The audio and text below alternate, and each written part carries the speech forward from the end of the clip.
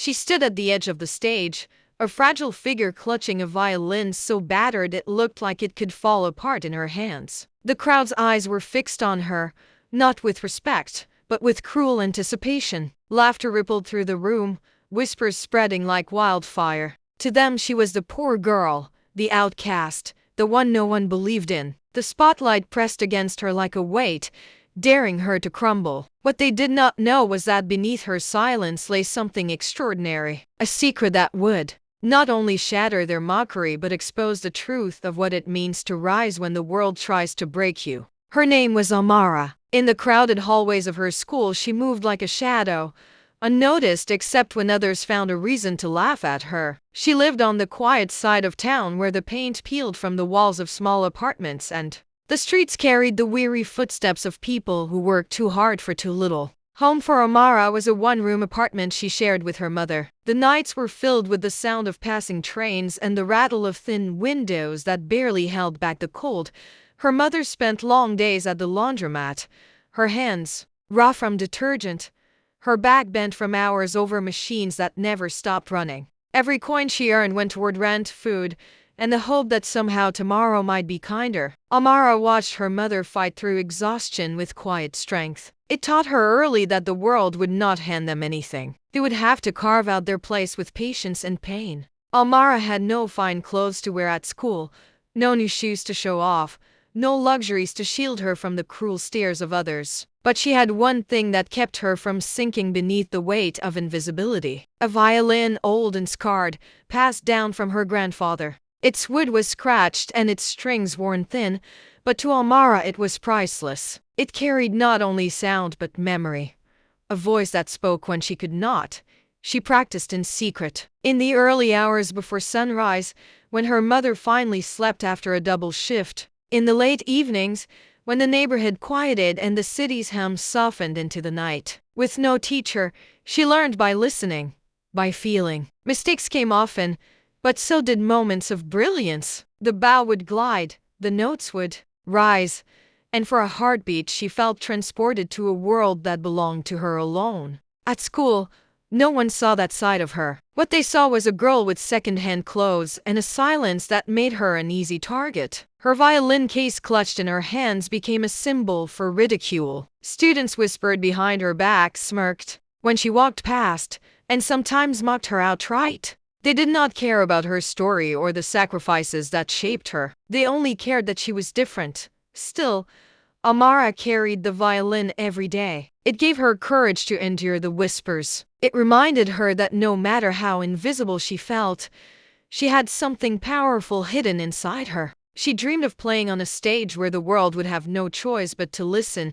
That chance came with the announcement of the annual school talent showcase, a night when students would step into the spotlight and display whatever gift they had. For most, it was simply another stage to show off their popularity. For Amara, it felt like the door she had been waiting for her entire life. The thought terrified her. The same students who mocked her daily would be in the audience, their laughter sharp and merciless. She almost convinced herself to stay silent, to hide once again. But there was a fire inside her that would not let go. With trembling hands, she signed her name onto the list.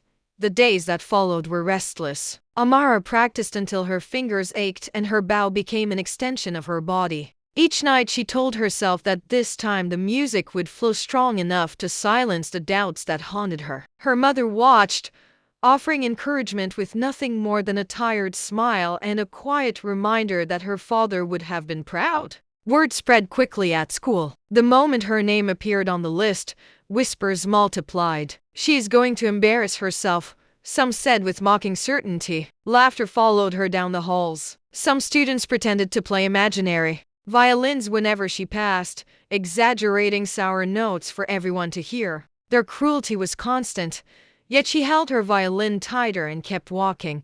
The night of the showcase arrived with a buzz of excitement. Families crowded into the auditorium, teachers guided the flow of students, and bright lights poured across the stage. Backstage was a storm of nerves and confidence, students rehearsing lines or practicing steps one last time. Amara stood quietly in the corner, clutching her violin case, her heart thundering in her chest. As performances began, the audience cheered loudly for singers, dancers, and comedians. The room pulsed with energy, applause rising and falling like waves. Then came the moment her name was called. A hush spread through the crowd, broken quickly by murmurs and smirks. Amara walked slowly to the stage, the spotlight burning down on her. For a moment the auditorium seemed impossibly vast, filled with faces waiting to see her fail. Her fingers trembled, her throat tightened, but she took her place at center stage. She knew she had one chance. The laughter that whispered through the crowd pressed against her like walls closing in. She gripped the violin tighter, raised her bow, and in that instant, everything hung in the balance. Would she collapse beneath their cruelty, or would the world finally hear the voice she had kept hidden for so long? The bow hovered above the strings, but for a heartbeat Amara could not move. The silence stretched, heavy and uncomfortable. Somewhere in the back, a student snickered. Others followed, their laughter swelling until it rolled through the auditorium like a wave. Heat flushed Amara's face. Her hands trembled as though the weight of the entire world rested in her fingers. She closed her eyes. She remembered her mother's weary voice telling her that strength was not found in comfort, but in the moments when giving up seemed easier. She drew in a shaky breath, lifted the bow, and let the first note spill into the air. It was soft at first, almost drowned out by the last echo of laughter. But then the sound grew, trembling, fragile, yet undeniably alive. Each stroke of the bow seemed to carve away the noise around her, replacing it with something hauntingly beautiful. The crowd shifted uneasily, some still smirking, others tilting their heads as if unsure what they were hearing. But the unease did not last. Whispers broke out again, mocking her shaky start. A few students exaggerated yawns, rolling their eyes dramatically. Amara heard it all, every sound like a blade cutting into her focus. Her chest tightened, and for a split second the bow faltered, producing a sour note that sent a ripple of cruel laughter through the room. Her breath caught. She wanted to run, to disappear, to never feel this humiliation again. She could see teachers exchanging uncertain glances, students whispering to one another, waiting for her to crumble completely. This was the moment they had been waiting for, the moment when the poor girl would finally be exposed as nothing more than a mistake in the spotlight. But Amara's hands did not let go. Her grandfather's violin was pressed firmly under her chin, and in that pressure, she felt something stir. She remembered nights when the instrument's voice had carried her through loneliness. She remembered mornings when practicing gave her hope that the world could change. Her fingers steadied, her bow found its place, and when she drew it across the strings again, the sound was different. This time the music rose clear, strong, and unwavering. The notes swirled through the auditorium, filling every corner with a resonance that could not be ignored. The laughter faltered, caught off guard by the sudden transformation. Students who had been smirking froze in their seats, their expressions shifting as the melody wrapped around them. Amara poured herself into the performance. Every insult, every whisper, every cruel stare she had endured melted into the notes she played. The music grew in power, rising like a storm. Her bow moved with a force she had never felt before, guided not by fear but by something deeper, something unbreakable. Still, the audience fought to resist. A few muttered comments broke through the silence, voices trying to dismiss what they were hearing. Yet even as they spoke, their eyes betrayed them. There was no denying the way the music cut through the air, the way it demanded to be heard. The song built in intensity, the tempo quickening, each note striking with precision. Amara's body swayed with the rhythm, her eyes still closed, as if she had stepped into another world where only the violin existed. The longer she played, the more the room transformed. Laughter gave way to silence. Silence gave way to awe. For the first time, the same students who had mocked her daily found themselves unable to move. Teachers leaned forward, their faces lit with surprise. Even parents in the crowd, strangers who knew nothing of her story, felt the weight of what was happening, but tension lingered beneath the beauty. Amara knew one mistake could shatter the fragile silence she had created. Her hands ached, her heart raced, Sweat gathered on her brow. She pushed forward, fighting against her own trembling muscles, refusing to let the music falter. She reached the final movement, the part of the piece she had struggled with most in practice. Her bow quivered as she approached it, fear clawing at her chest. For a split second, doubt threatened to steal her confidence once again. If she faltered here, all would be lost. The crowd leaned closer, sensing the climax of her performance. Whispers returned, but they were different now. Not mocking, but breathless, uncertain. Every ear was tuned to her next note. Her bow struck the strings, releasing a surge of sound so powerful it felt as if the violin itself had come alive. The note soared, filling the auditorium with raw, aching beauty. Amara's entire body moved with the music, no longer restrained, no longer hidden. She was not just playing. She was speaking in the only voice the world had left her. When the final note rang out, it did not fade quietly. It lingered, suspended in the air, echoing like a promise. For a heartbeat, the room was utterly silent, frozen in disbelief. Amara stood at the center of the stage, chest heaving, sweat on her forehead, her violin still trembling in her hands. The silence pressed heavier than the laughter ever had. Was it admiration, or hesitation, or the calm before another wave of mockery? She could not tell. Her heart pounded as she waited for their verdict. And then, slowly, something began to shift. For a long moment, the silence in the auditorium felt unbearable. The lights blazed down on Amara, highlighting every bead of sweat, every tremor in her fingers. She gripped the violin close to her chest, her breath caught somewhere between relief and fear. The final note still echoed in her mind, but the reaction of the audience had not yet revealed itself.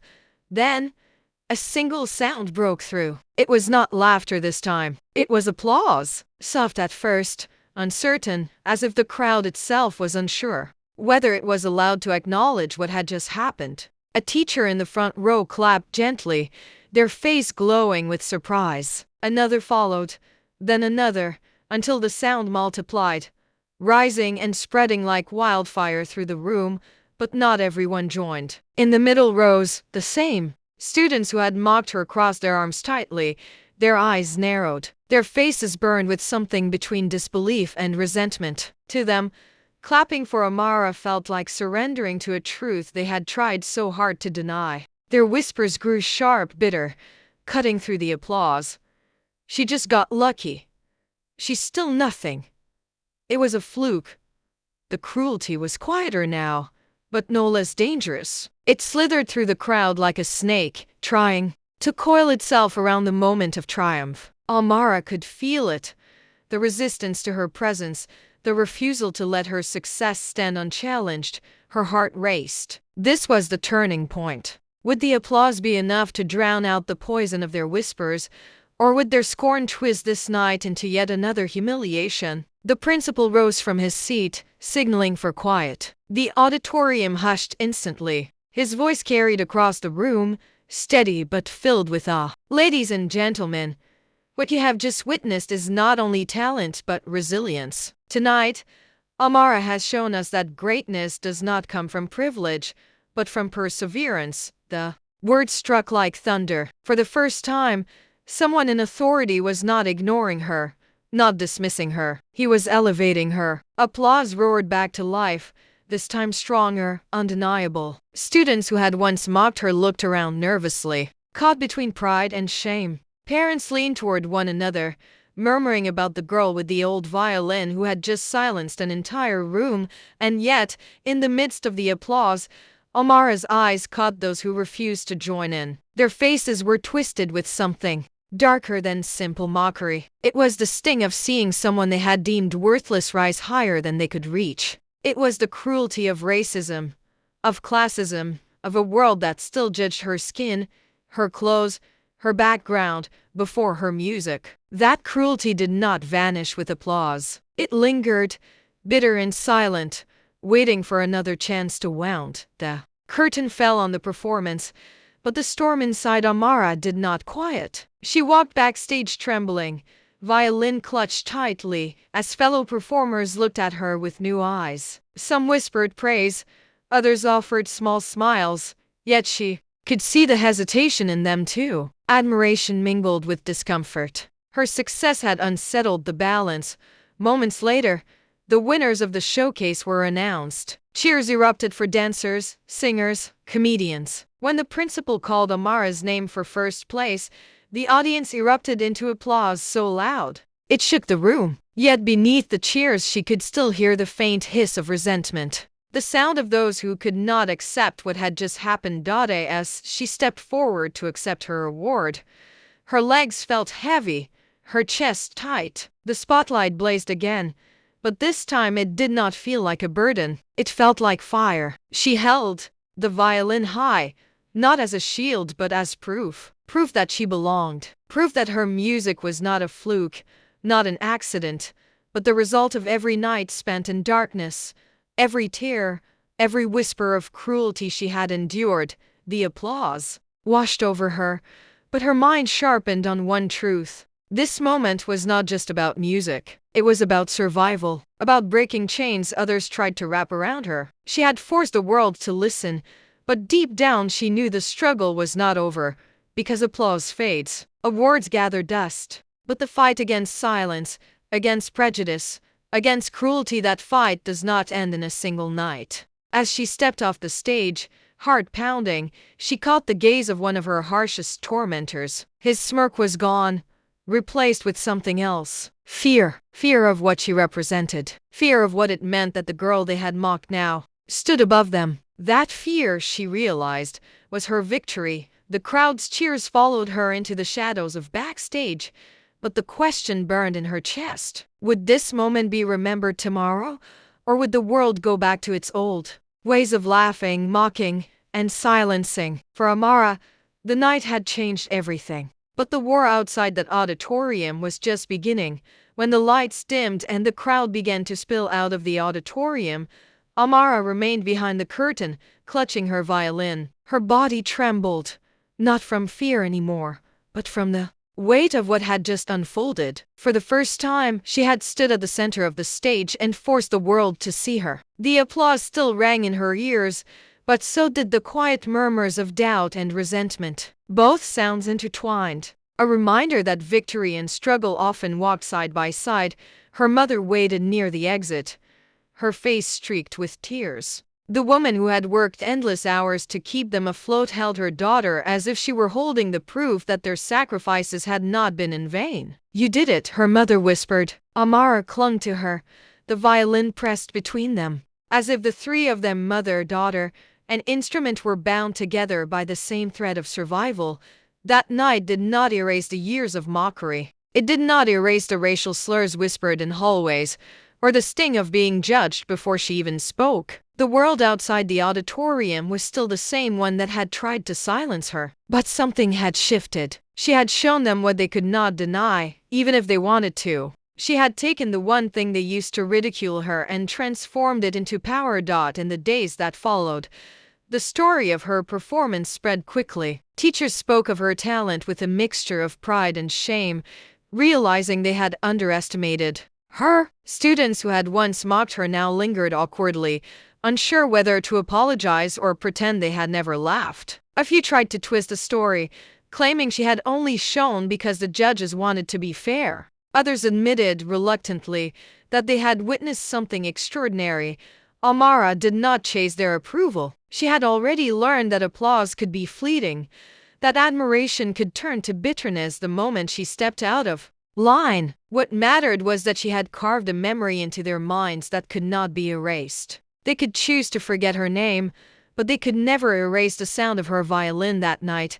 Her music became more than practice, more than escape. It became resistance. Each note she played was a declaration that she would not be silenced, that her worth was not up for debate. She began performing outside of school, small community events, church gatherings, street corners where passers-by would stop in their tracks just to listen. Some wept openly, some left quietly, ashamed of the cruelty they had once participated in. But for every listener who was moved, there were still those who turned away. Some clung stubbornly to the belief that talent could not come from a girl like her, that her victory was undeserved. Amara saw it clearly now. Her music was not just sound, it was a mirror. It reflected back the truth of people's hearts, showing whether they chose to listen or to dismiss. Years later, when she stepped onto larger stages, her old violin still in hand, she carried the same weight she had carried in that school auditorium. The stakes were higher, the audiences bigger, but the question remained the same. Would they listen or would they laugh? Each performance became an act of defiance, a reminder that art can shatter walls where words fail. The story of that night in the auditorium lived on. Parents told it to younger students. Teachers recalled it as a lesson in humility. Even her classmates, now older, could not erase the memory. It became part of the school's history, though few admitted how cruel they had been before the music silenced them. Almara herself rarely spoke of it, not because it was not important, but because it was not the end of the story. It was only the beginning. The real story was what followed, the countless stages where she carried not just her own voice, but the voices of those who had been silenced like her. Every note became a tribute to her mother, to her grandfather, to every person who had ever been told they did not belong. And still, the question lingered. If a single girl with a battered violin could silence a room full of cruelty for just one night, what could happen if the world finally chose to listen, not for a moment, but for good? Her story was not just hers. It was a reflection of millions who had been mocked, ignored, or cast aside because of who they were. It was a reminder that talent does not belong to privilege, that brilliance does not come wrapped in wealth, that resilience can outshine ridicule. As Amara stood backstage at yet another performance, years later, she tightened her grip on the violin. The weight was familiar, the stage light still blinding, but the fear had long since turned into fire. She knew the truth now. The music was never just about proving them wrong. It was about proving to herself, and to others like her, that no amount of laughter could erase a voice that refuses to be silenced. And as she drew her bow across the strings once more, she carried a question that echoed far beyond the stage. How many more voices will the world laugh at before it learns to listen?